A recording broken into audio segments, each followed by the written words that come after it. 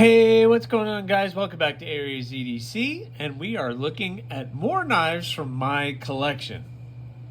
And as you can see from what we're going to be talking about today, we're talking about the higher end of what my collection is. So we're getting to the end of the collection, and now we are reaching some of my Grail knives, or at least one of my Grail knives that I own, and some others. So let's get into it. First up is Benchmade. I have two Benchmades. I only have two Benchmades in my collection, and these are them. So we're gonna put the mini grip over here because this was actually the first one that I got, and this one was a gift. Whether my wife knew it or not, she knew Benchmade was a good brand. She knew I liked small knives, and she got me this. This is the Benchmade Lurch. That's right, the Lurch S30V, and it's a little side automatic. And it is small, but man, that hits with a ton of force. It is a 3-finger knife, not very big, but man, it's fun. This was my first auto, and still to this day, my only auto. I don't have a lot of autos. I would like to get an OTF, but it's really not a high priority because what I want to get is probably well beyond my means of being able to get it. But aluminum construction, kind of a fun blade. It has the little lock here, so if you hit the button, it's not going to do anything. Take that lock off, and that thing does come flying out. But yeah, at the time my wife got this for me, I thought she was crazy because she spent a lot of money on this, and I had never seen this model before from Benchmade, but she just thought it was fun and she got it for me, and obviously I'm going to keep it in the collection. Every once in a while I'll 5th carry pocket this, and but yep, fun to have a little auto to be able to play with. So that is the Benchmade Lurch.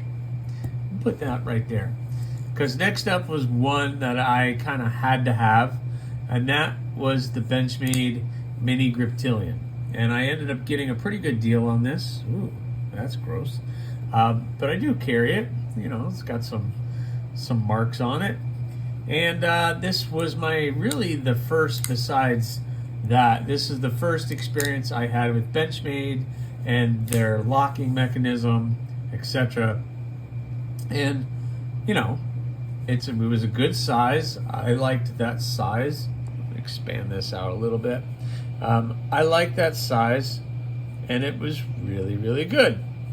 So I was really happy with this purchase.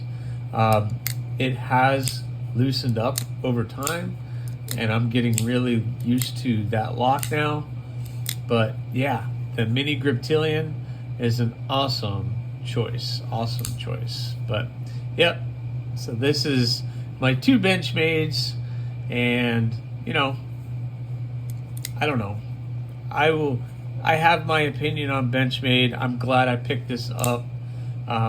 Excellent blade, but I'm glad I picked this up at a reasonable price than what some of their newer stuff is going for.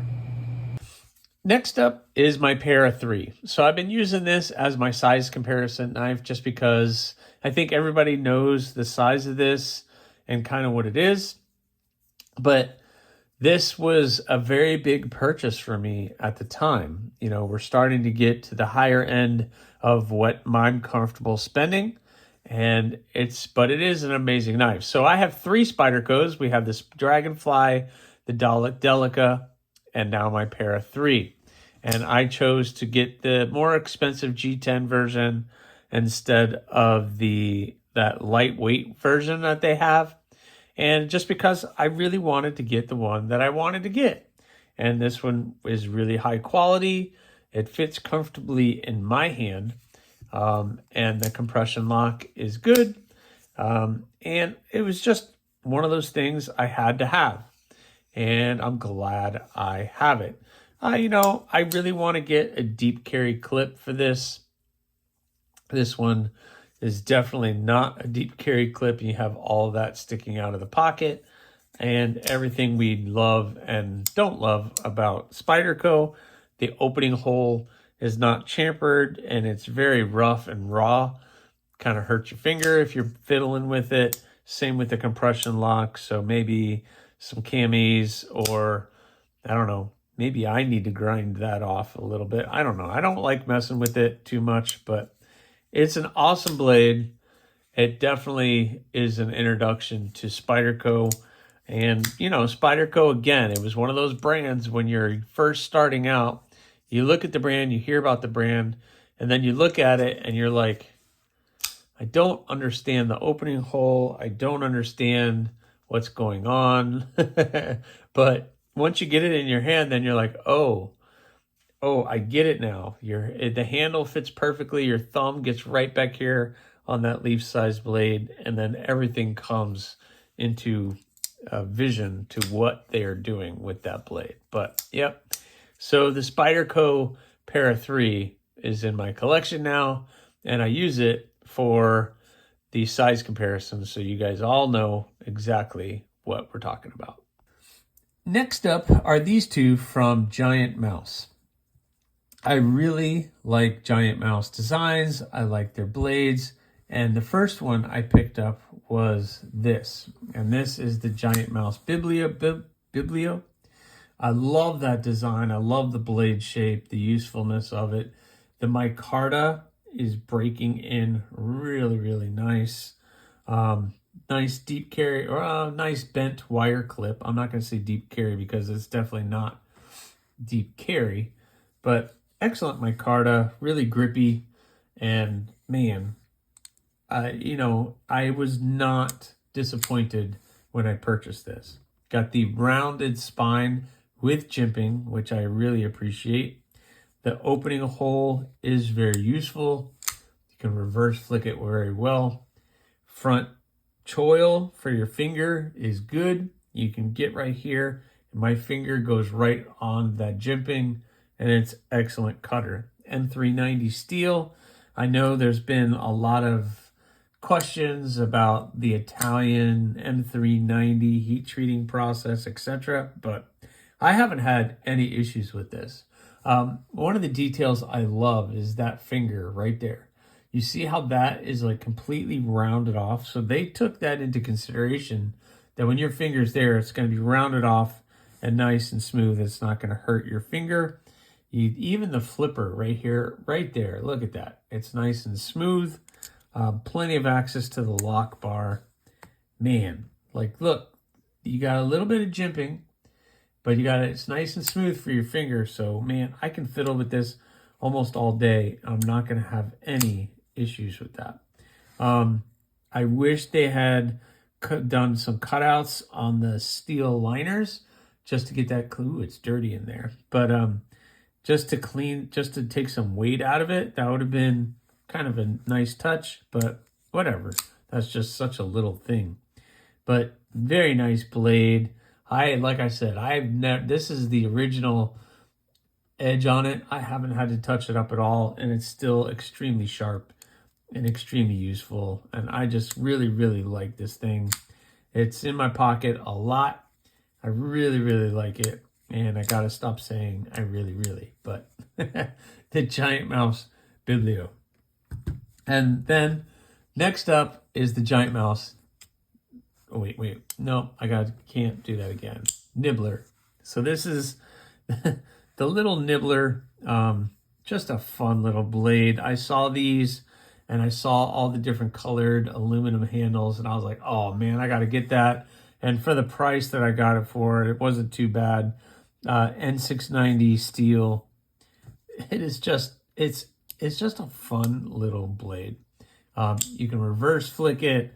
It has good access to the lock bar with the aluminum handles and the steel liners, I believe. But it is just a little 3-finger and 2.5 really blade, but man, for a little 5th carry pocket, it's excellent. And I just love this thing. So this are my 2 blades that I have from Giant Mouse. Next up is one that I tried many times to get. And this is the TRM Holy Nerd. I loved the blade shape on this and the size, even though it's smaller than what I thought it was going to be. It's not like I'm not happy with the purchase. And if you know TRM at the time, they've gotten much better to be able to get on their drops. But when they were dropping stuff within 30 seconds, I swear they were all sold out. So it took me about 3 times, and I finally was able to get on a drop on one of these and basically get whatever they had. And I ended up with the nice black G10. I love the texturing on it. They did such a good job. That nice tumbled finish, thin blade stock as TRM is known for.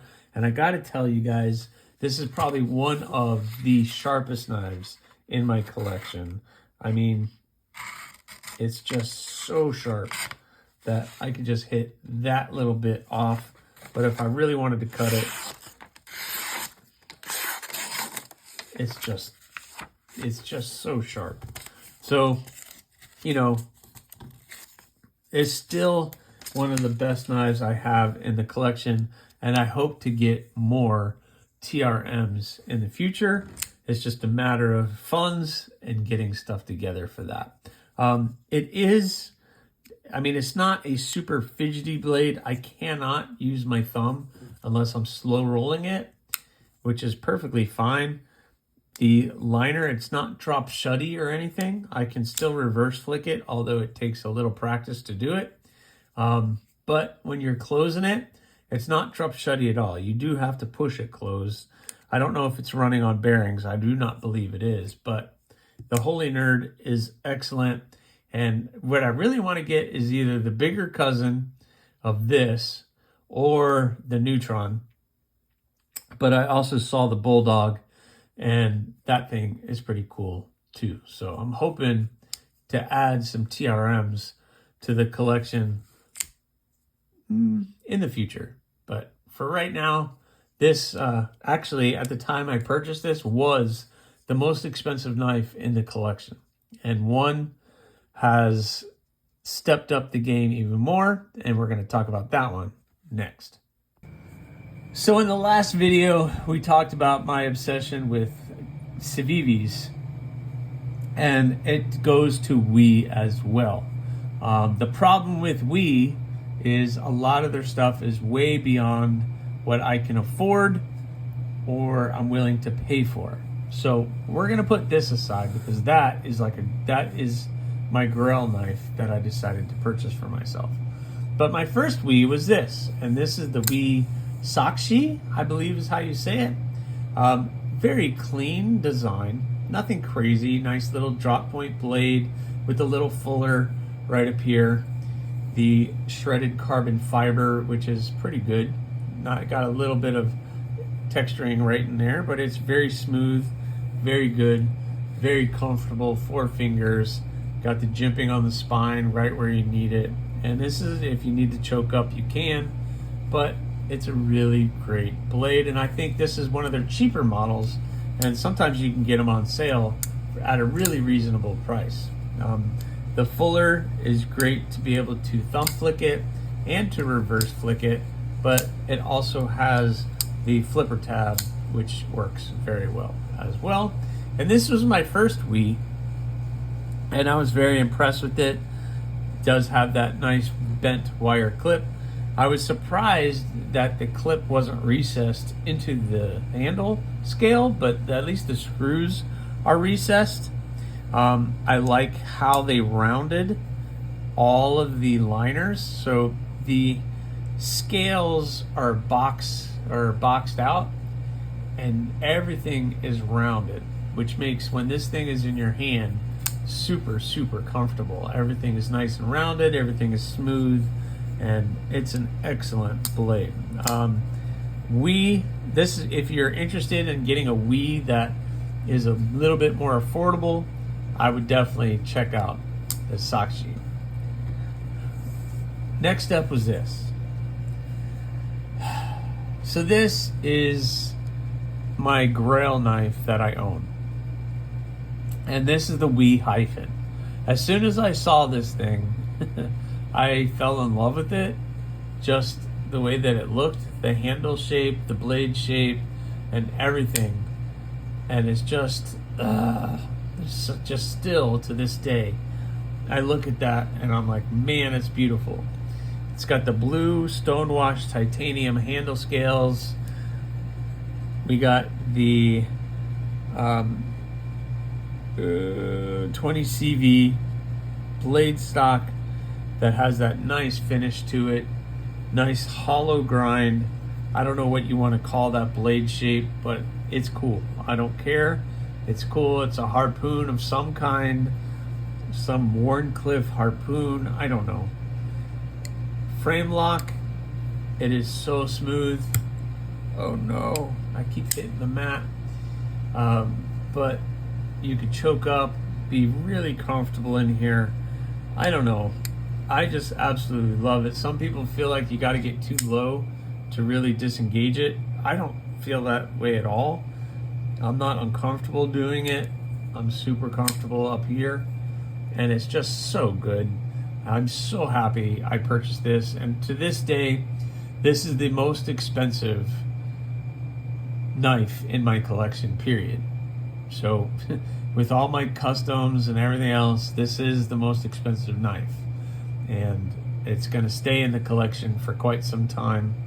I wish I carried it more, but being the most expensive knife in my collection, I'm very choosy in what I'm using this for and what I'm going to carry it for. And I know that's on me, but listen, when you spend the money close to $300 on something, yeah, it's not going to end up in my pocket, and I'm not going to sit there and abuse it. But yeah, it's really good in the hand. I don't know, thumb position. It's like this thing was made for me. I'm not even trying, and it's just like your thumb just goes right there. It's perfect.